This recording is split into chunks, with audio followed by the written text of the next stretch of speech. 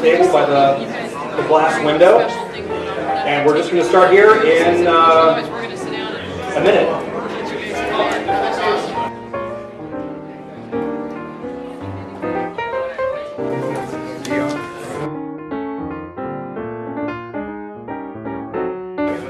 Oh my God.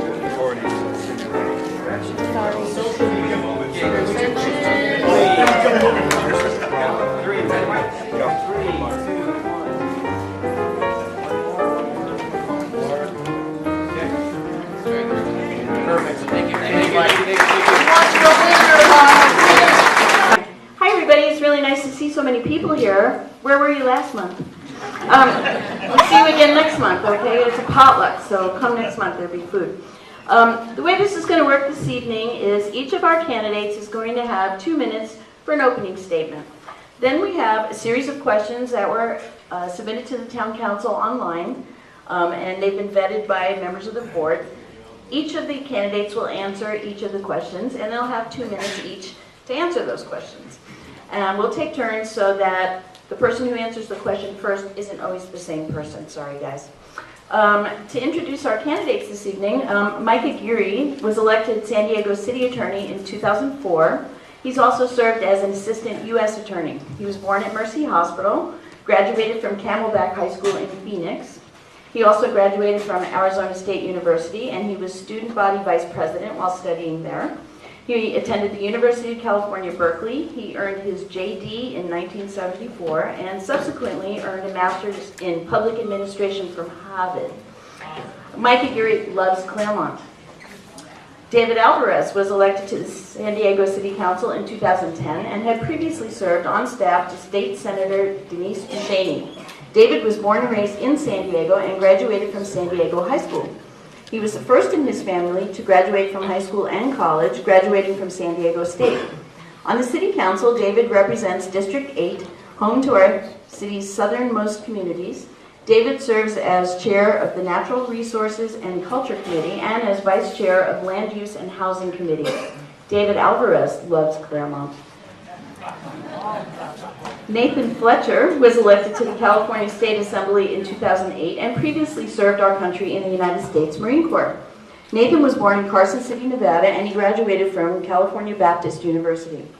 While in the state legislature, Nathan represented the 75th Assembly District, which stretched from La Jolla to Escondido. Nathan.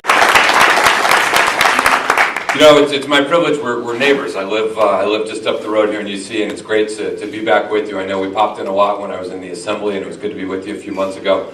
I just want to take a second. I'm sure you recognized them earlier, but I want to thank our police officers who are here and our firefighters who are here who worked so hard for us.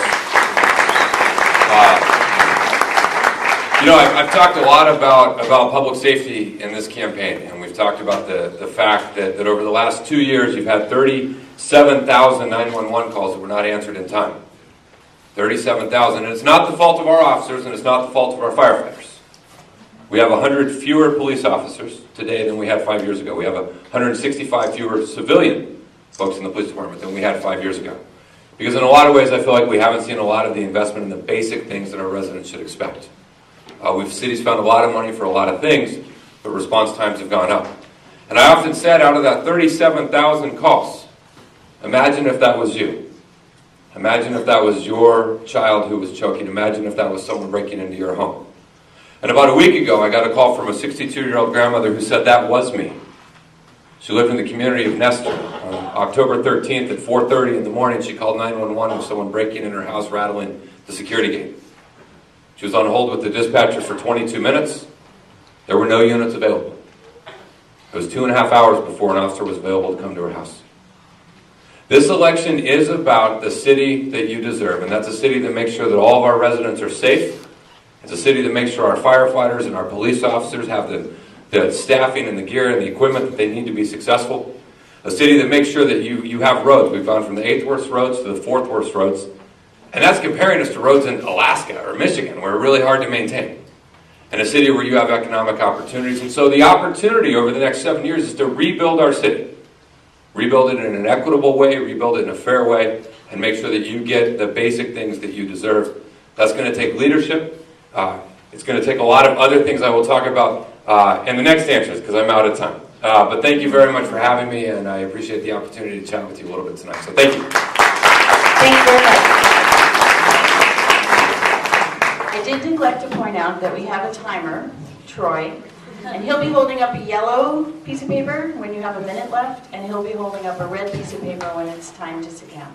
Thank you for, thanks for accommodating that. Absolutely. Thank you very much, and good evening to all of you. It's great to see you here. I'm a native San Diegan, like I think a lot of you in this room, and I love this city. And there's so many great things about the city, and that's why we live here. But there's so much more still to be accomplished. As a native San Diegan, I've seen how a lot of our communities, including this community, have been left behind, because we prioritize other things that a very small group of people who usually write big checks to candidates, who usually can lobby to get things done for the things that they want, like bigger downtown buildings, like expanded convention centers, like stadiums. Those are things that have been prioritized in the city over the course of the last several decades, and our neighborhoods have been left behind. When I came to the council, we had a over $40 million budget deficit, and because we had a deficit, we decided to brown out fire stations, and we decided to cut library hours, and we decided to cut recreation hours. I can tell you that out 3 years later, since I've been on the council, we've been able to restore those fire engine brownouts so that the fire stations are no longer closed. We're adding library hours. We're open now on Sundays, not everywhere, but starting to do that. We're on the right path, but the next mayor will determine what path we continue on. And I can tell you that my record is very clear about standing up for neighborhoods, putting all of our communities first, making sure we respect our community groups, our planning groups, our town councils, and take them into consideration as we make decisions as a city. That is the same person you're going to get when I become mayor. I'd be honored to serve as your mayor. I'm proud to live in the city. I'm raising my own family, and I want to make sure that this is the best city, and we can do that, and hope to have your support. Thank you very much.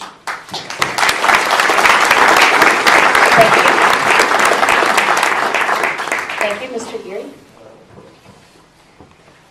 Many of you may not know this, but I served as the San Diego City Attorney. I was known as mild-mannered Mike.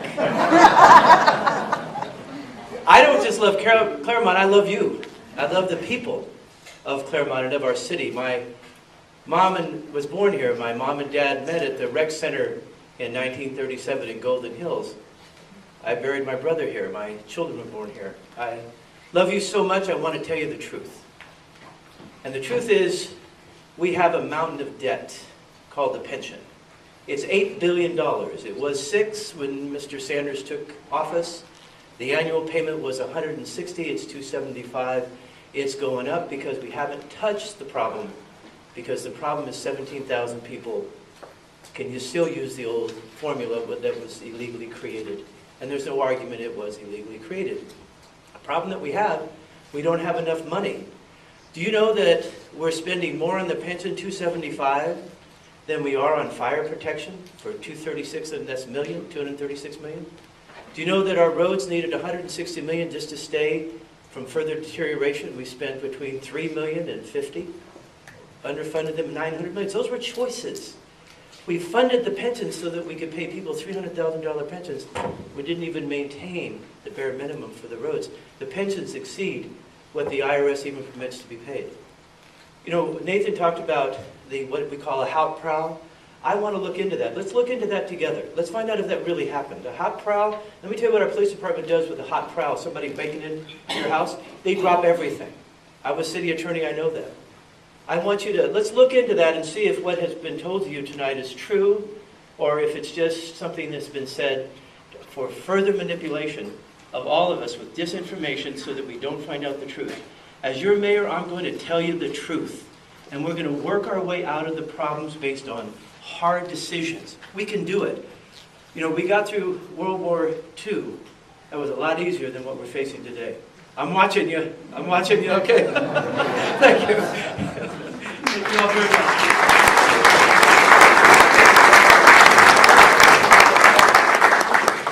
Thank you. Thanks everybody for staying on time.